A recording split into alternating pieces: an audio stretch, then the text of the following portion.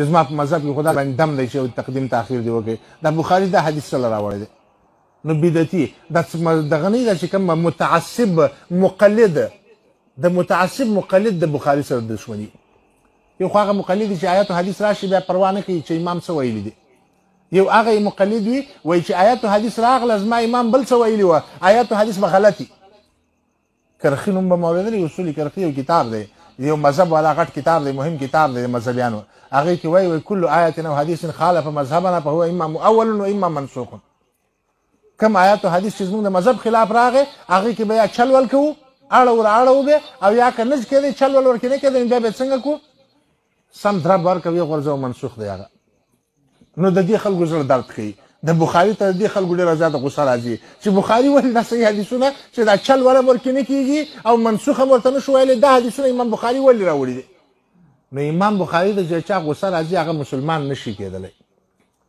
هغه مسلمان چې هغه الله او رسول کوم مسلماني غواړي هغه مسلمان نشي کېدلی چې بخاري ته چلی دی. یا به مرجي وي د بخاري سره به دښمني وي، یا به جهمي وي د بخاري سره به دښمني وي، یا به معتزلي وي د بخاري سره به دښمني وي، یا به خارجي وي د بخاري سره به دښمني وي، یا به هغه رافضي وي چې د بخاري سره دښمني وي د ابوبکر د عمر فضایل به نه هضمېږي رضی الله عنهما، او یا به څه شی وي متعصب جامد مقلد چې چیزی کې در کتاب اس هغه منم ولا کنه الله ومنم رسول منم. زما پلار ته ویل بحث د پاک ول کدا ټول بخاری راته ویل نه منم ترڅو پر زما امام نه ویلی ول.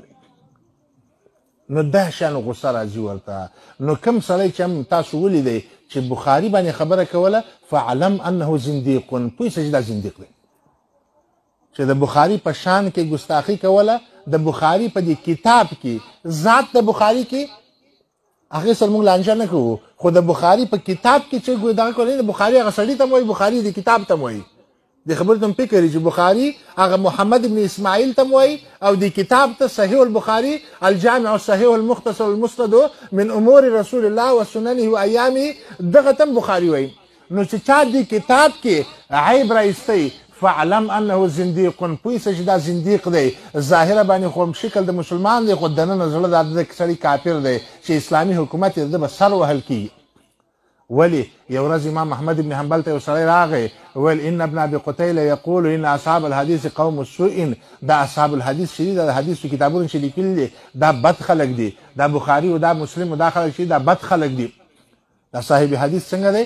دا بد سړی دی. امام احمد بن حنبل پاسېدی څادر یې ټک وهی ول زنديق زنديق زنديق ول.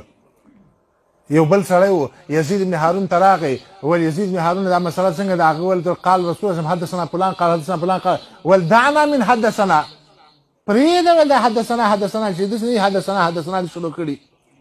دا بخاري ټول حدثنا دی، ما ته ده ویلي هغه ته ده ویلي هغه ته ده ویلي هغه ته رسول الله ویلي، ټول حدثنا دی.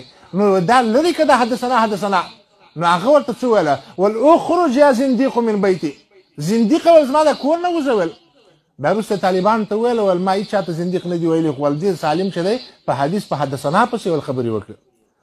نو چې څوک هم صحیح بخاري پسې خبرې کوي، صحیح بخاري کې عیبونه راوباسي، د صحیح بخاري ټارګټ کړی وي، دا زنديق دی که ځان ته هر نوم ایږدي، که ځان ته مسلمان علامه مفتي مناظر اسلام څه شی هر نوم چې ایږدي، خو صحیح بخاري کې عیبونه وایي، صحیح بخاري پسې خبرې کوي، هغه خبرې چې هغه ټول امت په متفق دی چې صحیح خبرې دي هغې ته دی غلط وایي دا غلط دی دا غلط دی.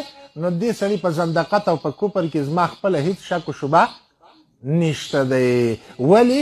ځکه چې دا په حقیقت کې یا مرجي دی یا جهمي دی یا معتزلي دی یا خارجي دی یا رافضي دی او یا جامد متعصب دی. نو دا شیان چې دي دا د اسلام سره تعلق نه لري. نو دا که دوکه نه شي ورباندې پوهېدلو طریقه دا ده چې چا وویله چې مړه بخاري خو قسمه حدیثونه راوړي پوه شه زنديق دی. که چا ورته وویله چې بخاري کې خو هم بعض ضعیف حدیثونه شته پوه شه زنديق دی.